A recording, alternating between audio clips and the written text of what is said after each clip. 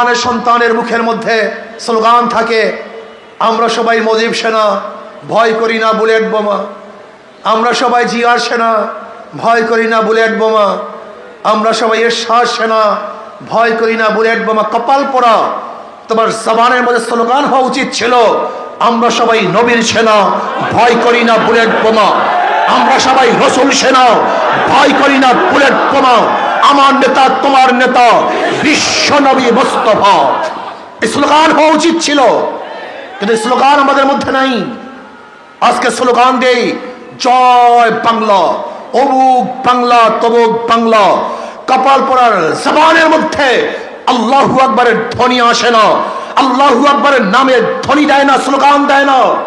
এমনকি অনেক দলের স্লোগানের মধ্যে আমি দেখেছি, যখন অনেক দলের সম্মেলনের মধ্যে কেউ আল্লাহু আকবারের স্লোগান দিয়েছে, ওই দলের লিডাররা বলেছে এই স্লোগান আমাদের দলের স্লোগান না, এই স্লোগান আমাদের স্লোগান না। হ্যাঁ, আল্লাহু আকবারের স্লোগান তোমার দলের স্লোগান না, এই স্লোগান মুসলমানদের স্লোগান। আল্লাহু আকবারের স্লোগান মুনাফিকদের স্লোগান নয়, এটা মুসলমানদের স্লোগান। আল্লাহু আকবারের স্লোগান এই খ্রিস্টান এবং নাসারাদের স্লোগান নয়, এই স্লোগান মুমিনদের স্লোগান। আল্লাহু আকবারের স্লোগান ঈমানওয়ালাদের স্লোগান। এই স্লোগানের ভিত্তিতে আমরা রাজা গৌরব গভর্নর তখ্ত তাউসকে ধ্বংস করেছিলাম। আজকে এই স্লোগানের ভিত্তিতে গোটা দুনিয়ার সমস্ত বাতিল শক্তিকে ইনশাআল্লাহ তছনছ করে ইসলামী রাজ কায়েম করবই করবে ইনশাআল্লাহ। সেই স্লোগান হবে নারায়ে তাকবীর, নারায়ে তাকবীর। এই স্লোগানের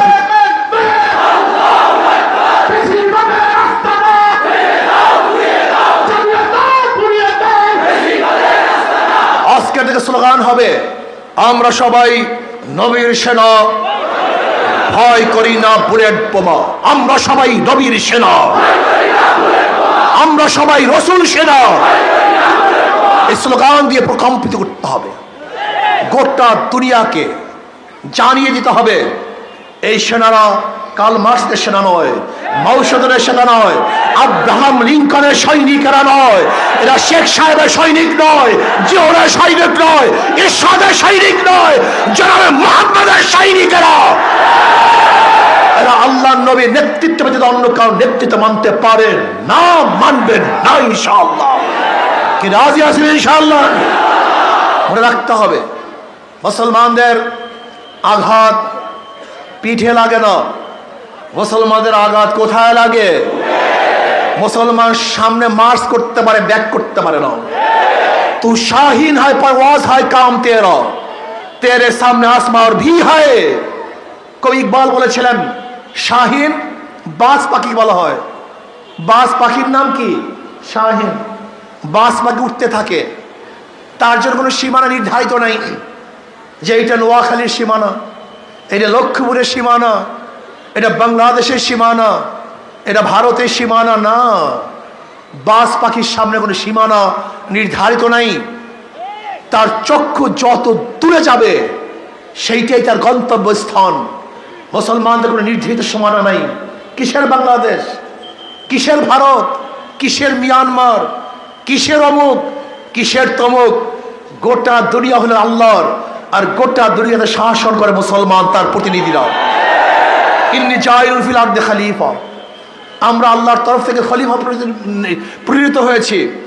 গোটা দুনিয়ার মালিককে কুলিল্লাহুম্মা মালিকাল মুলক, সমস্ত দুনিয়ার মালিক আমার আল্লাহ। কাজী তার খলিফারাই গোটা দুনিয়া নেতৃত্ব প্রদান করবেন, গোটা দুনিয়া শাসক আল্লাহর খলিফারাই হবেন। কাজী আমাদের জন্য কিসের সীমানা, কিসের বর্ডার? এই বর্ডার আমরা বুঝি না। আমরা বুঝি গোটা দুনিয়ার মধ্যে যেখানে জায়গা আছে সেখানে ইসলামের হুকুমাত কায়েম হয়ে যাবে ইনশাআল্লাহ। যেখানে যাওয়া যায় সেই ইসলামের হুকুমাত কায়েম হয়ে যাবে।